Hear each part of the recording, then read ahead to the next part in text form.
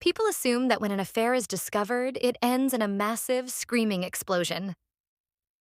They picture shattered glass, thrown dishes, tears, and desperate begging. I certainly thought so. I thought if my husband, David, ever found out about my affair with a man named Greg, there would be a huge, chaotic fight. I thought I would have the chance to cry, to make excuses, to manage his anger and slowly talk my way out of it. I thought I would have some control over the narrative. I never expected him to bypass my feelings entirely and weaponize my own affair against me. For 6 months, I lived what I thought was a flawless double life. I genuinely believed I was a mastermind. David was a quiet, analytical accountant. He was reliable, deeply loyal, but in my arrogant mind, he was incredibly boring. He spoke in spreadsheets and routines. Greg was the exact opposite. He was spontaneous, exciting, and constantly told me that I was the absolute love of his life. Greg used to whisper in my ear that he wished I would just leave David so we could be together forever. He painted pictures of a romantic, passionate life we could share if I was only brave enough to choose him. And foolishly, selfishly, I believed every single word. It all came crashing down on a Friday evening in early October. I walked through the front door at 5:30 p.m., feeling completely invincible. My plan was simple. I was going to quickly shower, pack a small duffel bag, and tell David I was going to a girls' weekend at a vineyard in Napa. In reality, I had a luxury boutique hotel booked 2 towns over with Greg. I even practiced the lie in the rearview mirror on my way home, making sure my smile looked natural. But when I walked into the living room, the house was dead silent. There was no TV playing, no sound of dinner cooking. David was sitting perfectly still in his leather armchair. He wasn't looking at his phone. He wasn't reading a book. He was just staring directly at the front door, waiting for me. And sitting perfectly lined up next to the entryway were 3 large hard-shell suitcases. My suitcases, packed to the brim, with my favorite winter coat draped neatly over the handles.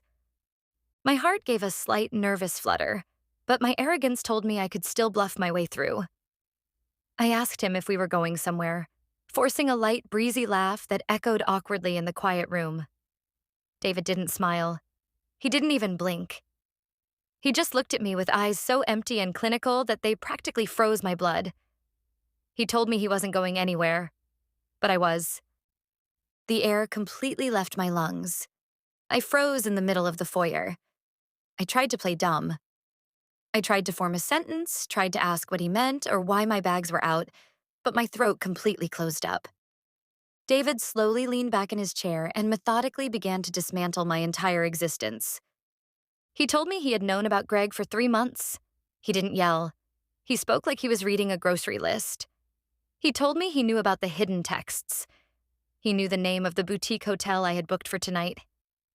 He even recited word for word the romantic promises Greg had been texting me. He knew Greg told me he wanted me all to himself. He knew Greg begged me to leave my marriage. So, David said, he decided to give Greg exactly what he asked for. My stomach completely dropped into a bottomless pit. The illusion of my control shattered in an instant. I fell to my knees and begged him to let me explain. I told him it meant nothing, that it was a stupid mistake. But David just checked his watch. He told me there was nothing left to explain and that I didn't even have to worry about the logistics of moving out. He had already packed my clothes, my shoes, and the expensive jewelry he had bought me over the last 5 years.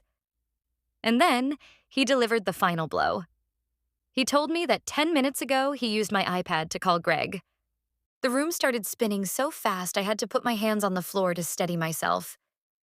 I looked up at him, my vision blurred with tears, and asked him what he meant. David nodded slowly, completely unbothered by my panic. He said he told Greg I had finally confessed everything. He told Greg my bags were packed, that my marriage was over, and that Greg needed to come pick me up right now so we could finally start our happily ever after together. I started sobbing hysterically, the reality of my life collapsing in real time. I knew Greg. I knew the grand promises he made were just fantasies meant to get me into bed. I knew he didn't actually want the responsibility of a ruined woman with 3 suitcases. Before I could say another word, before I could even try to formulate a plan, The sound of tires screeching echoed from the driveway. Car doors slammed.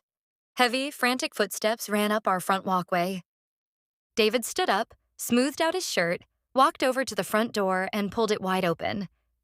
Greg was standing there on my front porch, breathing heavily. But he didn't look like a romantic hero arriving to rescue the love of his life. He looked absolutely terrified. He looked like a cornered animal caught in a trap. He was pale, sweating, and his eyes darted nervously around the entryway. David stepped aside, pointed to me kneeling on the floor next to my 3 suitcases, and politely told Greg that I was all his. He even offered to help Greg carry the bags to his car. I looked up at Greg, mascara running down my face, silently begging him to step inside and defend me. I waited for him to grab my hand, to tell David that we loved each other, to make good on a single promise he had made me for the last 6 months. But Greg took a physical step backward. He looked at me crying on the floor, then looked at David's calm, imposing posture and his face contorted with panic. He stammered, raising his hands defensively in front of his chest. He told David he couldn't take me. He said he had a long-term girlfriend who lived with him. He said he leased a tiny 1-bedroom apartment and could barely pay his own bills. He looked right at me and screamed that this was just supposed to be fun, and that he never actually wanted me to leave my husband. The words hit me like a physical punch to the face. It was the most profound humiliation I have ever experienced. The man who had promised me the world, the man I had risked my entire marriage, my home, and my future for, was backing away from me like I was a contagious disease. He was exposing himself as a pathetic, cowardly liar, and I had traded a loyal husband for him. David just nodded, as if he had predicted this exact, pathetic outcome from the very beginning.